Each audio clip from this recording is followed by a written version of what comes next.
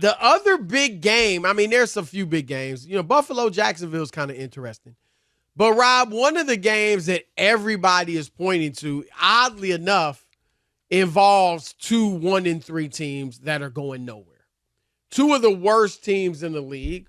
One of them, here are a few hints for you who don't know who I'm talking about yet. One of them gave up 70 points in a game. Hello, is this on? Yes. And one of them had their best player hurt 4 plays into the season. I still can't believe that. Chris, right. I think about it, and I'm like, okay, could that thing not work out with the Jets? Sure, it could not have. But if you would have told me with all of that, remember, they had Aaron Rodgers come out of the tunnel with the American flag. Oh, yeah. Right? Because that was 9/11. Yep. I mean, it was a spectacle. The whole build, ever since he signed, Rob, and look, I'll give Aaron Rodgers credit. He was, he did a good job with he did about as good as he could do. He embraced the franchise. He championed the franchise. He embraced Zach Wilson. And I think, gave him credibility in that locker room when Zach had lost it last year. And the players were essentially done with him. And I think Aaron Rodgers embracing him and, showing some belief in him, I think that Rob at least, made other players say, we'll give him a chance. You know what I mean? And they seem to be behind him. He had a good game last week.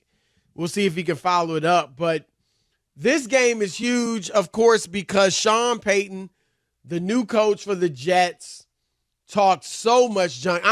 We don't have sound because it was an article. But he talked major league trash about Nat Hackett, who was the coach of the Broncos last year, now the offensive coordinator for the Jets. Sean Payton called it one of the worst coaching jobs in the history of football. And a lot of coaches and people felt like he broke the coach's code. And so here they are, Rob. We thought that when they'd face off in this game, we thought there'd be Aaron like Rodgers a game, right? And Denver would be better, right? And Denver might be 2-2 or 3-1, or So we thought this would be a consequential game. It is, but just because of the drama.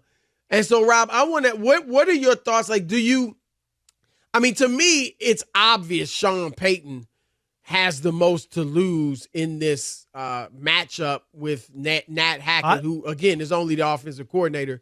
But who do you feel the most pressure's on? Yeah, I think it is Sean Payton, Chris, because if they lose to the Jets, and I don't know, Zach Wilson has some sort of offensive explosion like Fields had against Denver, Chris, you know what I mean, or something like that, it'll look bad on him.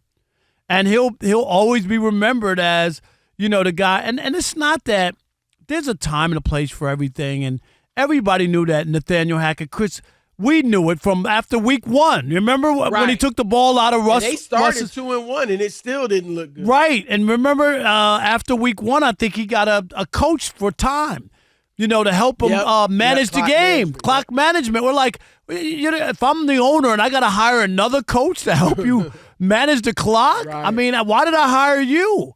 So it was bad from Jump Street. I gave him the nickname Nathaniel Ken Hackett, all that. But, with him replacing Hackett, there was just no reason to go down that road. There just wasn't. Everybody, we knew he was bad, Chris. You could have just said, hey, things just didn't work out here last year. I'm here to try to get this thing righted. We got a lot of good players. You know what I mean? Or whatever it is. Right. And leave it at that. He really dragged him, Hackett, and the other coaches through the mud. And I think you don't hear that often. How many times have you really heard that? No, it's rare. Look, he said what he said. That's fine. But when you say that, Robin, we said the same thing with Deion Sanders. Just push. You got to back it up. Right, yep. You better back it up. I mean, and he has not only has he not backed it up, Rob, he has. Now, remember, Nat Hackett, of course, the whole season, it was a mess, and it started off poorly in game 1. Yep. But he did start 2-1. All right, but right now, like at this stage of the season, they were 2-2 under Nat Hackett, and they're 1-3 under Sean Payton. They gave up 70 points under Sean Payton. Sean Payton, now Vance Joseph is the defensive coordinator, but ultimately, Sean Payton's the head coach. It falls at his feet. Somehow, some way, the Denver Broncos this year under Sean Payton turned a top 10 defense into the worst defense in football. Don't know how, right, yeah. but they did somehow. And Rob, and we said this, and you didn't fully agree with me.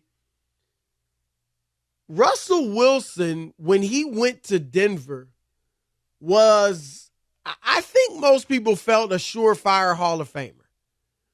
Now he's played pretty well this year. But, after last season, I think there was a little doubt. I think there might be some, maybe he isn't. Let's see what he does these next 4 or 5 years of his career.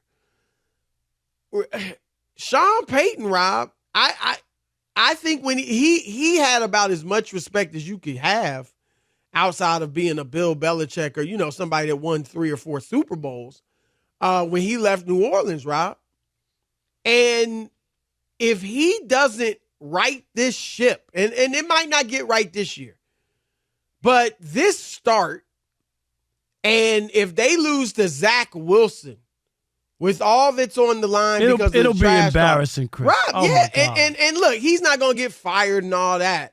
But I do think his image, just like Russell Wilson, the how we think of his game, how we think of his career, I'm not so sure that can't impact Sean Payton in a similar way. If they maybe not just this one game, but this game will pile on to the evidence so far. 70 points, 1-3, terrible defense.